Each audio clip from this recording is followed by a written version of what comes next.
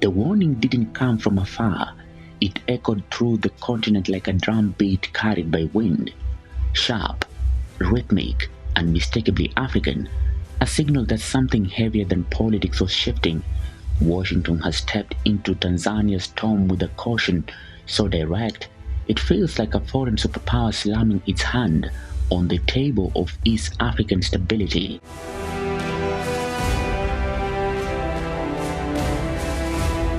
The newest update confirms it. The U.S. Senate Foreign Relations Committee has triggered a full reassessment of America's relationship with Tanzania, not a diplomatic brushfire, a seismic-wide diagnostic, the kind reserved for states believed to be drifting into authoritarian terrain. Behind closed doors on Capitol Hill, staffers are already drafting targeted sanctions. Names are tight, offices are tight, responsibilities are tight. Washington isn't guessing, it is preparing. But the time the announcement was public, the State Department had already summoned Tanzania's ambassador for urgent consultations.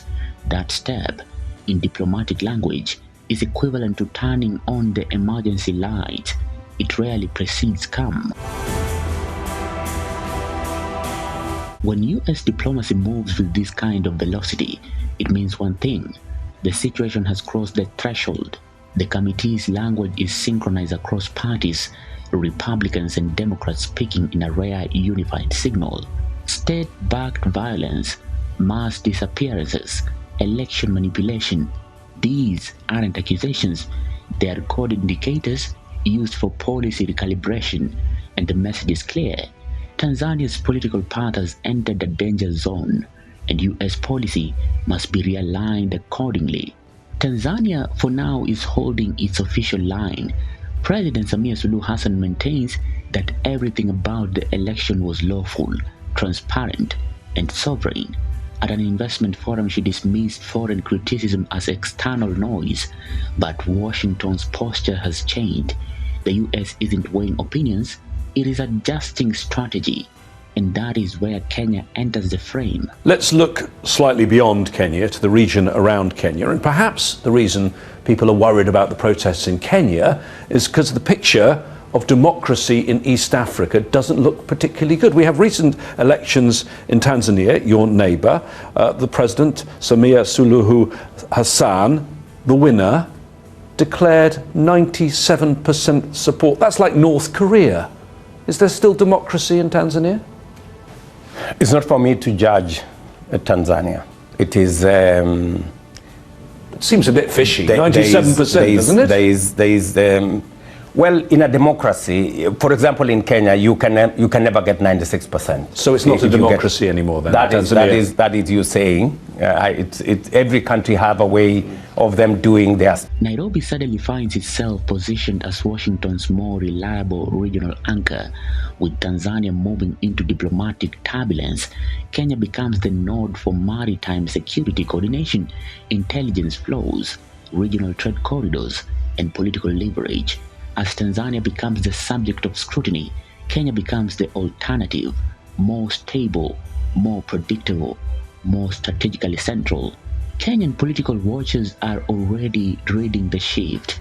If Tanzania slides further into international isolation, Washington will expect Nairobi to absorb more responsibility, to hold the line in a region where global competition is rising fast. East Africa isn't just geography, it is a battleground of influence, access, and security architecture. When one state falters, the balance recalibrates. Haikutushangaza kuona kuwa baadhi ya vijana waliokamatwa kutokana na kadhia hiyo wametoka nje ya Tanzania. Ni jambo la kusikitisha kuona serikali ya Tanzania ikitumia kisingizio cha wageni kwamba ndio walizua rabsha katika nchi ya Tanzania. Tunataka kuiambia serikali ya Suluhu na Chama cha Mapinduzi nchini humo kwamba wale waliosababisha vita katika nchi ya Tanzania ni Chama cha Mapinduzi na vile Rais Samia Suluhu. Globally, the implications are larger than the headlines suggest. A state along the Indian Ocean corridor facing instability is not an acceptable variable for Washington, not in an era defined by contested seas, strategic ports, and shifting alliances, Tanzania has now been moved from concern to active case in America's foreign policy matrix. Only after Washington's warning detonated did the underlying story come into full focus. The October 29th general election had already triggered alarms. Allegations of ballot manipulation, widespread intimidation, a national internet blackout on election day, the Electoral Commission announcing Samia Suluhu with over 80%, a result dismissed instantly by the opposition. Observers from the African Union and EU noted widespread irregularities, not whispers, documented findings. The street responded. Dar es Salaam surged with protest, Arusha followed, Zanzibar ignited.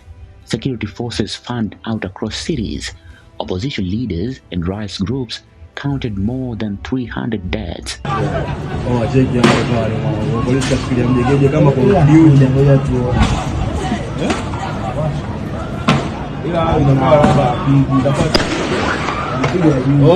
Huyu ndo kamanda noma huyu, yuko Call of Duty kabisa huyu.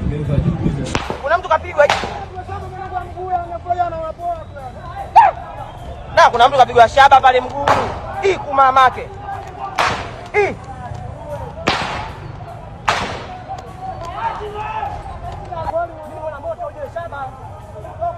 Oh, mfungeni kitambaa. Oh, mbebe tuondoke naye. Oi! Oh, mfungeni kitambaa alipopigwa risasi hapo.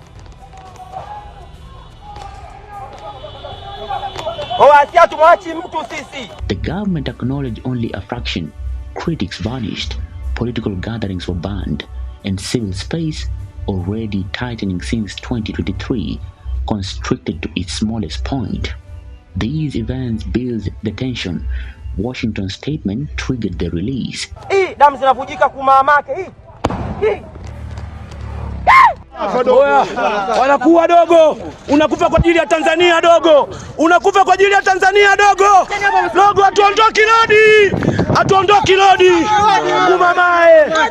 kumamae, wameua, mtoto mdogo wameua. The background is no longer background, it is now evidence in geopolitical casefire.